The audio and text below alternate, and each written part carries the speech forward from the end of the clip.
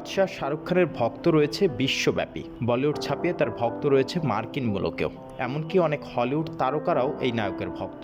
যদিও এখনও পর্যন্ত কোনো হলিউড সিনেমায় শাহরুখকে দেখা যায়নি, তবে এবার হলিউডে সিনেমা করা নিয়ে কথা বললেন এই নায়ক।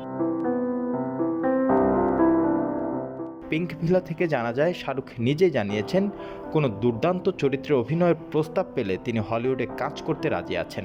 এবার হয়তো সেই সম্ভাবনা আরও উজ্জ্বল হলো, কারণ হলিউডের ক্যাপ্টেন আমেরিকা খ্যাত অভিনেতা অ্যান্থনি ম্যাকি সম্প্রতি এক সাক্ষাৎকারে জানিয়েছেন শাহরুখের সঙ্গে কাজ করতে তিনি আগ্রহী। এর ফলে মার্ভেল সিনেমাটিক ইউনিভার্সে শাহরুখ খানের যুক্ত হওয়ার সম্ভাবনা নিয়ে চলছে ব্যাপক আলোচনা।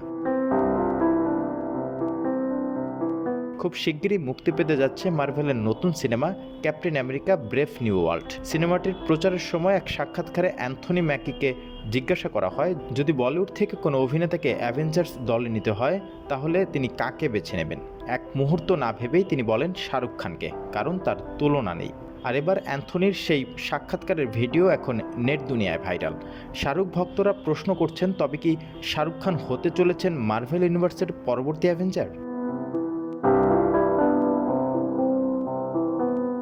প্রসঙ্গত 2018 সালেও মার্ভেলের ক্রিয়েটিভ ডেভেলপমেন্ট বিভাগের ভাইস প্রেসিডেন্ট স্টিফেন ওয়াকার বলেছিলেন, যদি কখনো মার্ভেল কোনো ভারতীয় কন্টেন্ট তৈরি করে তাহলে শাহরুখকে তাদের সিনেমায় রাখতেই হবে। তাই এখন দেখার পালা, সত্যিই কি শাহরুখ খান মার্ভেল ইউনিভার্সের সঙ্গে যুক্ত হবেন কিনা।